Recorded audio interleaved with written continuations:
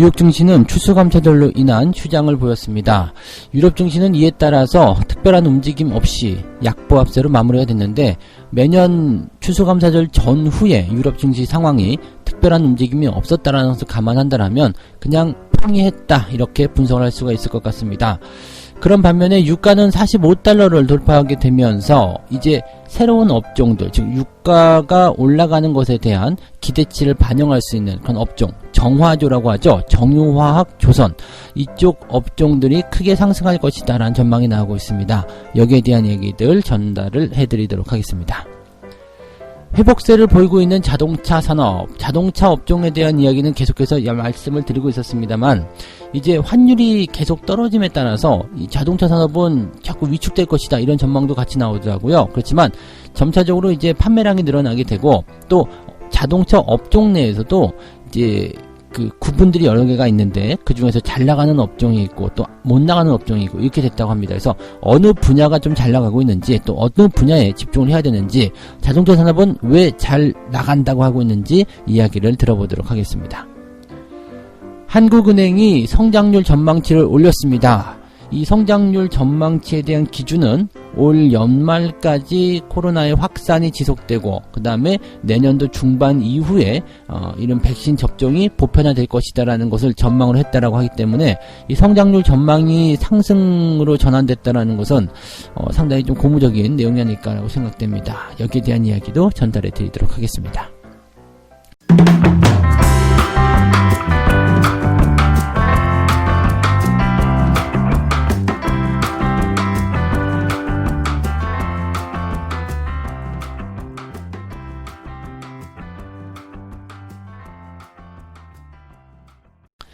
네, 반갑습니다. 오늘은 11월 27일 금요일입니다. 시장은 또다시 움직임이 상승적으로 기울어져 가는 것 같죠? 지금 아시아 증시, 유럽 증시 살펴보게 되시면 큰 영향은 없는 모습입니다.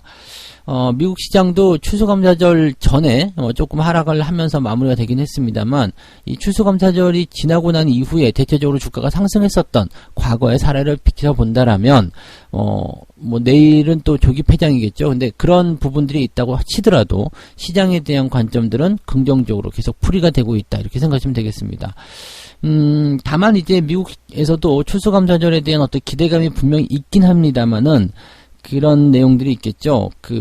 이번에 재확산이 일어나고 있기 때문에 여행의 자제라든지 모임의 금지, 이러한 어떤 봉쇄 강화 조치들이 이런 매출에 얼마나 영향을 미칠 것인가, 거기에 대한 변수는 있다고 보시면 되겠습니다만은, 중국 쪽 관군제 상황을 좀 살펴봤을 때, 물론 상황이 좀 다르다고 볼 수 있겠지만, 네, 그런 것들을 비춰봤을 때 나쁘지 않았다라고 생각한다라면, 이번에 거는 기대감도 상당히 클 것이다라고 생각될 수 있겠고, 오히려 이제 소비가 늘어나게 됐다라면, 이것 봐라, 경기가 좋아진다, 이렇게 오히려 반대급부적으로 좀 좋은 소식으로 전환될 수도 있다, 이렇게 보시면 되겠죠. 지금 아시아 증시는 대체적으로 어제 다 올라온 모습이었고요. 우리나라가 그래도 제일 많이 올랐네요. 0.94%. 네, 일본이 그 뒤로 이어서 0.91% 이 정도 됐고요. 인도가 0.98로 더 많이 올랐군요. 근데 요런 정도 흐름들, 지금 아시아 국가들은 움직임이 굉장히 좋아지고 있는 상태이기도 하고요. 대신에 이제 유럽 지역 같은 경우는 이제 좀 지켜봐야 된다, 이런 얘기들 나오고 있는 것 같아요. 영국이 마이너스 0.4, 독일이 0.02, 그냥 빠졌다고 보기도 어렵고요. 그냥 약간 약보합, 관망, 이런 정도로 좀 보시면 되겠죠. 그래서 시장에 대한 어떤 불편한 감정들, 이런 것들은 지금은 별로 없는 것 같다고 생각이 좀 듭니다. 그리고 잘 가고 있는 상황에서 시장에 대한 어떤 평가를 다르게 내릴 필요도 없다, 이렇게 말씀드릴 수도 있을 것 같아요. 그래서 지금 시장이 가지고 있는 방향이라든지 시장이 가지고 있는, 생성해내고 있는 그런 재료들은 지금 나쁜 소식들보다는 좋은 소식들이 훨씬 더 많은 것 같고요. 기대감에 대한 그런 포인트들이 더 큰 것 같다, 이렇게 보실 수 있겠습니다. 그 중에 하나가 이제 유가 관련한 내용이에요. 지금 국제 유가가 45달러를 돌파하게 되면서 상당히 이제 고공행진을 계속하고 있는 모습입니다. 불과 이제 6개월 전쯤인 것 같아요. 그때만 하더라도 유가가 바닥을 쳐가지고 뭐 그 유가와 관련된 ETF 네 아시죠? 파생상품 거기에서 뭐 손실이 얼마큼 나네 어쩌네 그런 얘기했던 게 엊그제 같은데 지금은 유가가 또 계속 올라가고 있으니까 또 여기에 대해서 또 이야기들이 많은 거죠. 그러면 이 유가에 대한 부분들을 생각해 본다면 유가는 도대체 왜 올라가는가라는 얘기가 되는 거거든요. 당연히 이제 그냥 수요 증가입니다. 경기가 회복되게 되면 유가는 당연히 올라갈 수밖에 없거든요. 왜냐면 그 소비가 늘어나게 되고 경기가 좋아짐에 따라서 이런 뭐 자동차의 운행이라든지 뭐 기타 여러 가지 기름을 써야 될 일이 많아지는 거죠. 그래서 그런 부분들 때문에 석유의 수요가 많아지게 된다. 이런 부분이 되는 겁니다. 그래서 이제 지금 현재 문제가 되고 있었던 미국의 원유 재고가 또 감소하는 모습을 보여주기도 했었고요.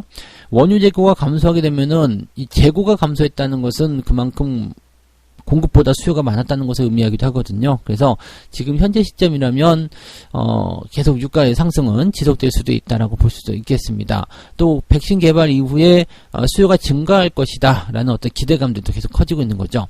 그러다 보니까 이제 석유화학과 연결된 종목군들이 SK이노베이션이라든지 S-오일, 뭐 흥구석유 같은 경우도 많이 올랐죠. 그래서 그런 종목군들이 이제 상승세를 보여주고 있다. 이 이야기는 뭐 이미 해드렸던 것 같아요. 석유화학 쪽에서 유가 상승에 대한 부분 때문에 연결되는 종목들이 분명히 잘 오를 것이다 라고 얘기가 되어 있는 부분들이고요. 그래서 지금 시장 대비해서 잘 올라가는 업종 중에 하나가 바로 이 유가와 관련된 부분인데 여기 유가가 상승하면서 움직이는 종목들은 정화조라고 해가지고 과거에 이제 한때 주름 잡았던 그런 기업들이 있었습니다. 이 정화조라는 기업들은요 정유, 화학, 조선을 이야기하는데 대체적으로 이제 경기 회복 기간에 유가가 상승하면서 수혜를 받는 그런 종목들로 구분이 되어 있다 보시면 되겠습니다. 정유 섹터, 화학 섹터, 조선 섹터 다 같은 내용이라고 보셔야 되겠죠. 그러니까 지금 현재 보시면은 정유나 화학 같은 경우는 뭐 당연히 움직임이 좋아질 것이다. 뭐 화학 같은 경우는 조금 더 빨리 움직였죠. 롯데케미칼 같은 경우 말씀드렸던 것처럼 주가가 크게 상승하는 모습들 지금도 연결되고 있는 모습인 것 같은데 기다리던 조정이 없기 때문에 매수를 못하고 있는 상황 뭐 이런 것들 지금 보면 이 기초 산업이라고 봐야 되는 건데요. 이런 것들이 밑바닥에서 경기가 회복되는 그런 기대감을 가지고 올라올 때 그 상승률 자체가 어마어마하다는 것을 우리가 꼭 기대를 하셔야 될 것 같습니다. 조선주는 해운주와도 연결됩니다. 그래서 경기 회복에 따른 물동량 증가, 그 다음에 해운 운임 증가, 그러면서 이제 해운주의 상승이 일어나게 되고 조선 쪽으로 이제 뭐 컨테이너선 수주라든지 이런 것들이 같이 들어가게 되는 거. 이 모든 것들이 다 연결되어 있는 부분이기도 하고요.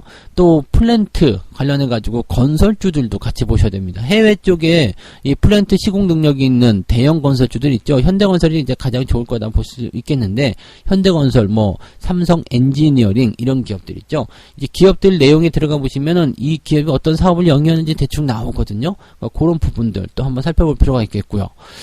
그 다음에 화학 업종 같은 경우는 당연히 뭐 롯데케미칼이 가장 주목을 받고 있었던 그런 기업이다라고 볼 수가 있겠죠. 뭐 그런 정도. 그 다음에 정유 섹터는 말씀 안 드려도 되겠죠. 뭐 S-오일이라든지 이런 기업들이 또 상승세를 보이고 있다. 이 모든 것들이 이제 경기 회복과 연결되는 부분들이기 때문에 이 기초적인 그 산업 부분에서 상승을 보여주는 그 과정은 경기가 회복됨에 따라서 계속적으로 또 상승세가 더 가파라질 수 있다고 전망을 볼 수 있습니다. 다만 이제 이런 기업들 같은 경우는 이미 많이 올라왔을 가능성이 많죠. 그렇게 된다면 항상 우리가 말씀드리는 내용이지만 너무 올라가 있다라면 지금 좋다고 느껴지더라도 매수를 좀 꺼리시는 게 낫습니다. 물론 지금 가격보다도 더 높은 가격에 주가가 형성될 수 있다라는 기대감이 있다라면 아무리 지금 가격이 높다고 하더라도 더 살 수 있겠죠. 근데 상대적인 기대 수익률이라든지 아니면은 시장의 어떤 단기적 분위기 그런 것들이 또 반영이 돼야 되거든요. 그러니까 매수 같은 부분들은 기왕이면 지금보다 조금만 더 싸게 사면 좋잖아요. 그러니까 단기적 조정이 나올 수 있다 또는 그런 부분들을 생각하고 있다라면 주가가 조금 들어오기를 기다려주는 것도 나쁘지 않겠죠. 단돈 100원이라도 더 싸게 살 수 있다라면 그것이 또 주식을 매수하는 또 재미가 아닐까 싶습니다. 그래서 좋은 업황들은 이제 계속 상승할 수 있는 기대치가 있기 때문에 그런 부분들을 우리가 가지고 가고 또 거기에 대한 기대치를 확장시켜도 괜찮겠습니다만 종목에 대한 매매 전략은 조금 더 침착하게 신중하게 들어가자 이렇게 말씀을 드려볼 수가 있을 것 같아요. 네. 자, 두 번째 이야기는 자동차 쪽입니다. 뭐 이것도 입 아프게 많이 설명드렸었죠. 근데 이미 뭐 한 3월 지나서 4월, 5월 뭐 그쯤부터 자동차 산업이 좋아질 것이다. 그리고 자동차 산업이 완성차 쪽이 먼저 움직이게 될 테고 그 다음에 뒤를 따라서 부품주가 움직이게 될 것이다. 뭐 이런 얘기들 많이 해드렸을 겁니다. 그 당시에 말씀드렸던 종목들 보시면 이제 뭐 만도, 화신, 한온 시스템도 있었고요. 뭐 그 다음에 현대모비스, 현대위아 말한 그 자동차 부품주들은 그냥 다 그 당시에 좋았다라고 말씀드릴 수 있었고요. 완성차 같은 경우도 기아차, 현대차는 당연하게 잡고 들어가야 된다. 그래서 사실 현대차 같은 경우도 저점 대비해서 거의 100% 가까이 상승을 하는 모습이 나타났죠. 우리도 실질적으로 그렇게 수익을 올렸기 때문에 아마 그 정도씩은 다들 챙기셨으리라 생각합니다. 근데 지금 보시면 이제 완성차 쪽에서는 조금 주춤거리는 모습이 좀 있죠. 왜냐면은 환율이 좀 떨어지는 모양새가 있어서 그런 부분 때문에 지금 이래도 괜찮은가라는 생각이 좀 들기도 할 거예요. 그래서 지금 현재 시점에서 매수를 들어가는 것은 어떤가라는 부분에 대해서 계속 고민이 좀 되실 것 같은데, 그거는 이제 지금 시장 상황과 자동차의 어떤 주가 추이를 보시면 딱 답이 정해져요. 자동차 업황에서 이 가장 중요한 비중을 차지하는 게 현대차잖아요. 근데 현대차의 주가 수준이 증시가 지금 신고가를 계속 만들어내고 있는데 옆으로 계속 횡보를 하고 있어요. 그렇다면 지금 이 기업은 주가가 내려가는 포지션으로 변화되지는 않을 수 있다 하더라도 상승에 동참하고 있지는 않다라고 보셔야 되는 거거든요. 지금은 누가 뭐래도 IT나 이런 쪽으로 집중되고 있잖아요. 시총 상위권이기 때문에 거기에 집중될 수도 있겠습니다만 자동차 업황에 대한 부분들은 변수가 조금 있어요. 지금 환율에 대한 부분이 가장 큰 변수인데 자동차를 많이 팔아먹어도 환율이 계속 떨어지게 된다면 수익률은 감소될 수밖에 없다. 이런 얘기가 되겠죠. 반면에 부품주들은 조금 다른 의미가 될 수 있습니다. 왜냐하면 부품주들은 물론 이제 글로벌적으로도 갖다 팔기도 하겠습니다만은 국내 현대차, 기아차의 판매량이 늘어나게 되면 연결되어 있는 부품주들의 수익률은 계속 늘어날 수 있겠죠. 현대차가 달러로 계산할 필요는 없잖아요.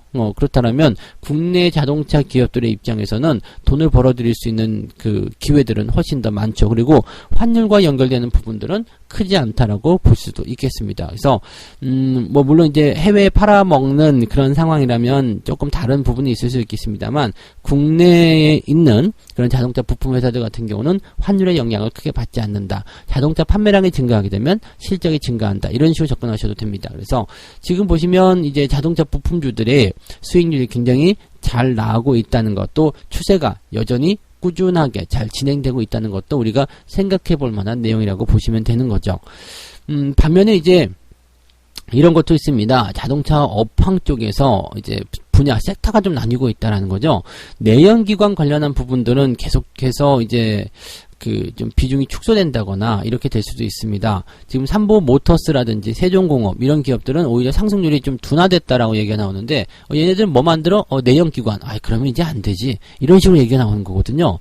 그러니까 지금 어떤 쪽으로 많이 집중이 되고 있냐면 같은 자동차임에도 불구하고 전기차 또는 뭐 자율주행, 첨단 이런 쪽으로 들어가 있거든요. 그러니까 지금 LG전자나 이런 기업들도 자동차 관련해서 올라가는 부분들 보면 그 첨단 자동차에 대한 전장 부품, 이런 것들에 대한 어떤 공급, 이런 것들이 이제 실적을 증가시켰기 때문이다라고 얘기가 나오고 있거든요. 그러니까 부품 회사들도 이제 방향을 좀 바꿔야 돼요. 이제 내연기관은 점차적으로 줄어들 거 아닙니까? 그래서 이쪽에 대한 어떤 사업 분야를 점차적으로 줄여주고 그 다음에 전기차라든지 이런 차세대 사업을 계속 확장해 나가는 그런 기업들만이 앞으로 살아남게 될 것이다 라고 보시면 되겠습니다. 과거에 제가 LED와 LCD 기업 나눠가지고 말씀드렸던 적이 있었을 거예요. LED가 한참 올라오기 시작하고 LCD가 이제 LCD가 그 당시만 하더라도 이제 시장의 주도주였죠. 근데 그런 상황에서 우리가 어떻게 대응해야 되냐면 앞으로 LCD는 계속 죽어갈 것이다 이거죠. 근데 업황 자체를 계속 LCD 쪽으로만 잡고 있다라면 결국에는 그 기업은 도태가 될 것이다. LED 쪽으로 집중해야 된다. 이런 얘기들을 이제 2000년대 중반쯤 됐던 것 같아요. 2000년대 중반쯤 그때쯤에부터 이제 이야기 해드렸던 것 같은데 실질적으로 이제 산업의 방향이 천천히 움직이긴 했습니다만 그렇게 변화가 됐잖아요. 지금은 LCD 기업들 어디 찾아보기가 어렵죠. 그리고 그런 기업들의 주가가 고공행진할 리도 없잖아요. 그래도 LED 같은 경우는 뭐 루멘스 이런 것들도 막 올라오던데 뭐 꼭 그것 때문이라고 볼 수는 없겠지만 LED 기업들은 그때 대비해서도 굉장히 많이 올라왔고요. 그러니까 이렇게 업황의 어떤 그 구분을 지어가지고 산업이 어떤 식으로 발전하고 있는지 어떻게 변화하고 있는지에 대해서도 우리가 고민을 좀 해보실 필요가 있다. 이렇게 생각해 보시면 좋을 것 같습니다. 네, 자동차 쪽도 마찬가지예요. 자동차 쪽 판매량은 계속 늘어나고 있고 경기가 좋아짐에 따라서 소비가 늘어날 것으로 생각되고 있습니다. 다만 거기에 수혜를 입는 것들은 이제 앞으로 기대감을 가져갈 수 있는 그런 섹터 쪽이 될 것이다 라고 생각을 하셔야 되겠죠. 네, 세 번째 이야기 가겠습니다. 한국은행 이야기인데요. 코로나가 재확산 뭐 이런 쪽으로 이제 급격한 재확산 추세를 보이고 있음에도 불구하고 올해와 내년에 우리 경제 성장률 전망치를 기존보다 높게 조정을 했다라고 얘기가 나옵니다. 지금 코로나가 계속 늘어나기 때문에 여기에 대해서 경제적 충격이 커질 것인데 왜 이 경제 성장률을 올렸을까? 이런 생각을 하실 수도 있겠는데요. 경기 회복세는 완만하지만 일단은 더 좋아질 것이다 라고 이야기를 하고 있는 부분입니다. 그래서 2020년도 올해의 성장률은 마이너스 1.3% 정도로 예상을 하고 있고요. 그 다음에 2021년도에는 2.8%로 이제 플러스 전환이 될 것이다라고 되어 있습니다. 그러니까 내년은 경기가 좋아질 것이다라고 전망을 하고 있는 거죠. 이것은 각각 지난번보다 0.2%포인트씩 전망치를 올린 것이다라고 되고 있습니다. 이 경제 성장률에 대한 그런 전망, 그 다음에 어떤 상황이 나올 것인가는 이제 경상수지라든지 소비자 물가 상승, 뭐 취업자 수 증가, 뭐 이런 것들을 전부 다 놓고 있는데 취업자 수도 많이 증가하게 될 것이고요. 그 다음에 소비자 물가도 같이 증가하는, 즉 인플레이션에 대한 기대치도 있다라고 보시면 될 것 같아요. 다만 이제 경상수지 같은 경우는 조금 줄어들 것이다라고 전망을 하고 있는데 뭐 불황형 흑자보다 뭐 잘 팔고 잘 사고 해가지고 더 활발하게 된다면 경상수지는 조금 줄어들더라도 괜찮지 않겠는가라고 볼 수 있는 거죠. 지금 보면 이제 그 경기 회복의 원인으로서 비대면 경제로 인한 반도체, 정보기술, 즉 IT가 또 우리나라 주력 사업인데 이쪽에 대한 상품 수요가 급증했다라는 이야기. 그 다음에 이제 백신 이후에 점차적으로 이제 좋아지게 될 것이다라는 어떤 그런 부분들. 그래서 생산이 점차적으로 증가하게 될 것이다. 해외 공장이 재가동된다. 뭐 그러한 내용들이 주로 작용이 되어 있다라고 되어 있습니다. 지금 반면에 이제 민간 소비 같은 경우는 조금 부진할 것이다라고 얘기가 되고 있는데 재확산에 대한 부분 때문이라고 보시면 되겠어요. 그래서 지금 이 내년도 상반기 정도까지는 소비 증가율이 계속 줄어들 수밖에 없다라고 볼 수 있는 거고요. 아무래도 이제 뭐 하지 마, 모이지 마, 뭐 이런 식으로 되어 있기 때문에 또 소득도 많이 줄잖아요. 그런 부분들이 이제 부담을 작용시켜주고 있다라고 봐주시면 되는 거죠.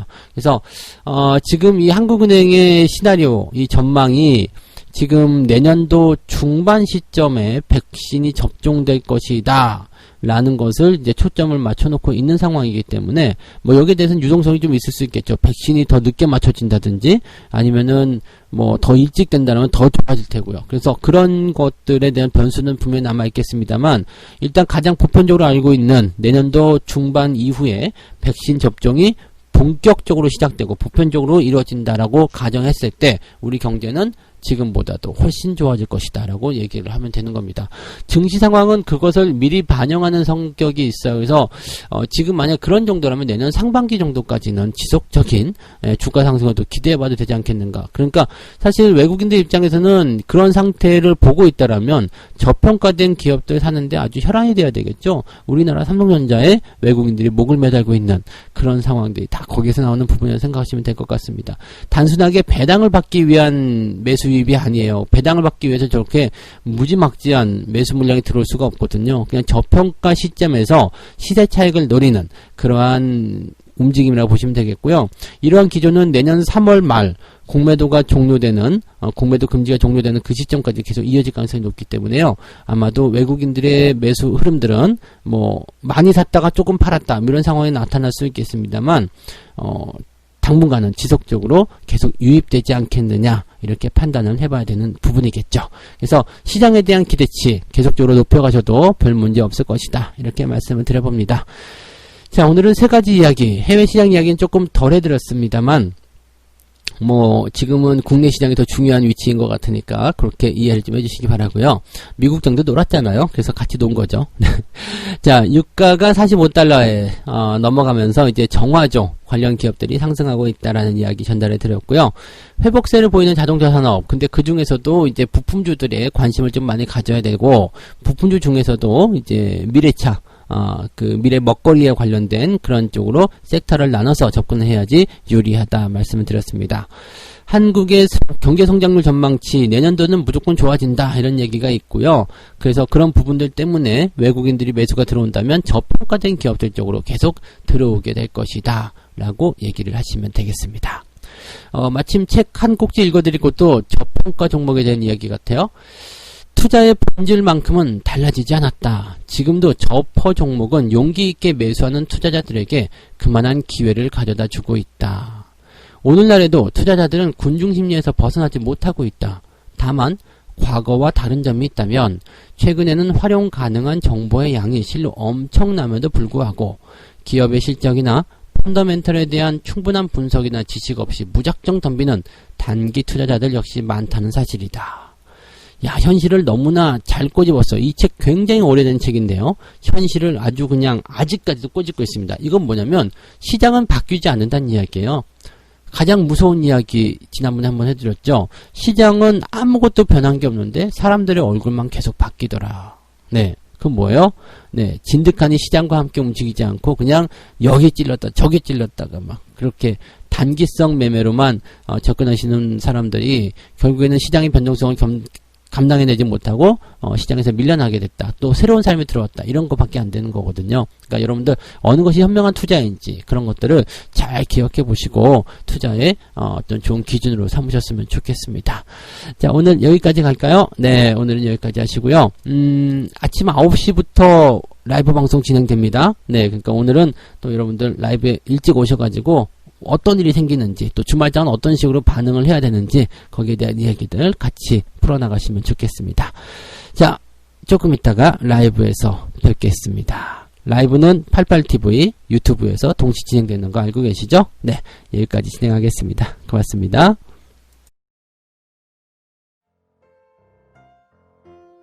본 방송에서 제공되는 모든 정보는 투자 판단의 참고 자료이며 투자의 최종 책임은 본 방송을 이용하는 본인에게 있습니다.